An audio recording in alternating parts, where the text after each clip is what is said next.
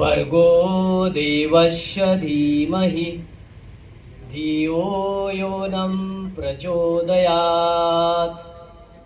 ॐ त्र्यम्बकं यजामहे सुगन्धिं पुष्टिवर्धनम् उर्वारुकमिव बन्धनात् मृत्योर्मुक्षीयमामृतात्। तेजस्विनावधीतमस्तु मा विद्विषावहै।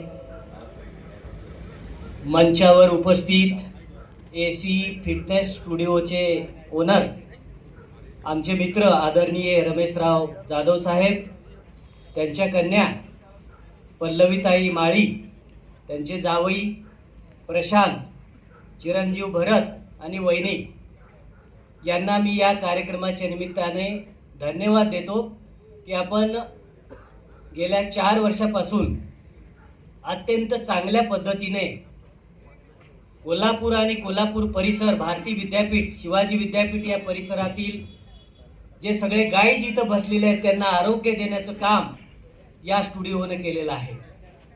सुरुवातीला ज्यावेळी या स्टुडिओचं उद्घाटन झालं, जे जागतिक कीर्तीचे ज्याला आपण वर्ल्ड चॅम्पियन संग्रामदादा चौगुले यांच्या हस्ते या स्टुडिओचं उद्घाटन झालं होतं, त्या कार्यक्रमाला मी होतो। आणि या स्टुडिओचं जे काही उद्दिष्टे आहेत, इथं जे काही ॲक्टिव्हिटीज चालतात, पल्लवी मॅडमना मी धन्यवाद देतो की इथे सर्व वर्ल्ड क्लास मशिनरीज व्यायामाच्याच बसवलेल्या नाहीत, तर याच्या जोडीला योगा ट्रेनर सुद्धा या स्टुडिओमध्ये आहेत।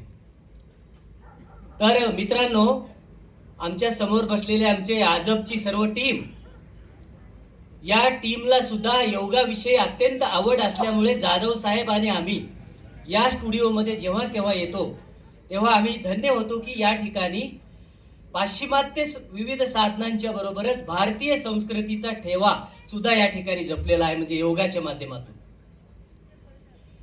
तर बंधू आणि भगिनींनो, लेडीज अँड जेंटलमॅन, विद्यार्थी मित्रांनो, जवळपास 400 या ठिकाणी साधक, मी साधक म्हणतो योगाच्या भाषेमध्ये, किंवा योगाचं प्रॅक्टिस करणारे प्रॅक्टिशनर्स या ठिकाणी आहेत।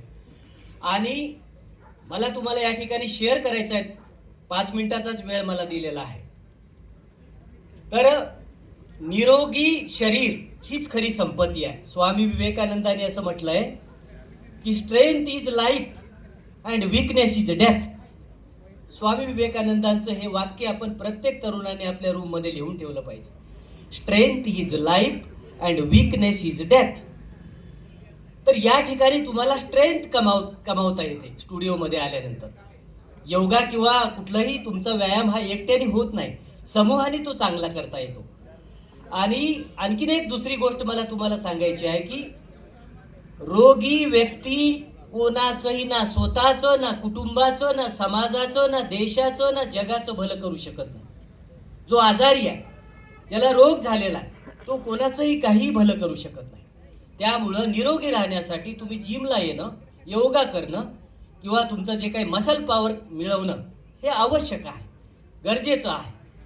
आणि म्हणून आरोग्याची जेव्हा आपण डेफिनेशन करतो, कशाला हेल्थ म्हणायचं, असं म्हटलं जातं की पावन पवित्र ते कुळ, पावन तो देश, जिथे हरीचे दास जन्म घेती।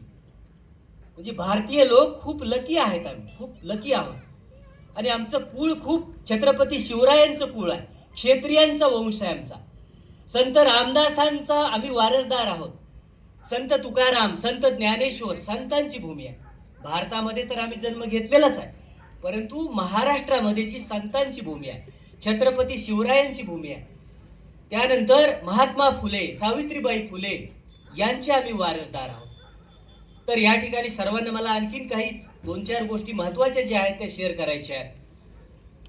तर या ठिकाणी आपण नियमितपणे योगा आणि फिटनेससाठीचं जे काही या ठिकाणी साधन सुविधा जाधव साहेब आणि पल्लवीताईंनी उपलब्ध केलेले आहे त्याचा आपण फायदा घेतला पाहिजे. कारण आपल्या भारतीय संस्कृतीमध्ये असं म्हटलेलं आहे, आमच्या जीवनाचं काय ध्येय आहे, काय ध्येय आहे आपल्या जीवनाचं. ज्या दिवशी तुम्हाला जीवनाचं ध्येय समजेल, भारतीय संस्कृतीमध्ये हे ध्येय सांगितलेलं आहे. आपल्या जीवनाचं ध्येय आहे अखंड प्रचंड पुरुषार्थ करणं. पुरुषार्थ काय आहे? पुरुषार्थ आता काही लोकांना हे पटणार नाही. तर धर्म, अर्थ, काम आणि मोक्ष हे 4 पुरुषार्थ आपल्या संस्कृतीमध्ये सांगितलेले आहेत. आपली संस्कृती लाखो वर्षापूर्वीची जुनी आहे. इंग्लंडला किती वर्षाची परंपरा आहे? अमेरिकेला 200 वर्ष, नॉट मोर दॅन 200 इयर्स. इंग्लंडला किती आहे?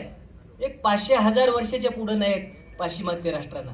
पण भारतीय लोकांची एवढी महान परंपरा आहे, ज्या परंपरेचं मूळ आता NEP म्हणून गेलेलं आहे, नॅशनल पॉलिसी ऑन एज्युकेशन 2020.